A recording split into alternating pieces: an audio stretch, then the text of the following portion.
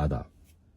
Urdu suffix and prefix سے پہلے بھی میں نے بہت ویڈیوز بنائے، آج ایک اور دوبارہ بتا دوں۔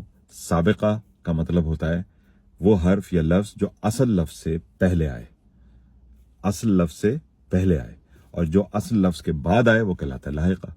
آسان سی بات ہے۔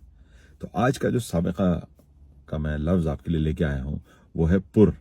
پر مطلب بھرا ہوا، جیسے پر مغز، پر نم، پر کار، پر درد، پر سوز اور پر زور۔ دوسرا ہے لاحقہ۔ لاحقہ کا جو لفظ ہے وہ ہے آموز۔ یہ فارسی کے مصدر آموختن سے آیا ہے اور اس کا مطلب ہوتا ہے سیکھنا۔ جیسے ہم کہیں گے کہ سبق آموز اور حکمت آموز، ادب آموز، عبرت آموز۔ تو یقیناً آپ کے یہ سمجھ میں آ گیا ہوگا، پر اور آموز۔ میں آپ سے اپنے اس ویڈیو کے لیے پرزور حمایت کا یقین چاہتا ہوں، اور میں چاہتا ہوں کہ اس کو آپ زیادہ سے زیادہ لوگوں میں شیئر کریں۔ کیونکہ یہ سبق آموز ہے۔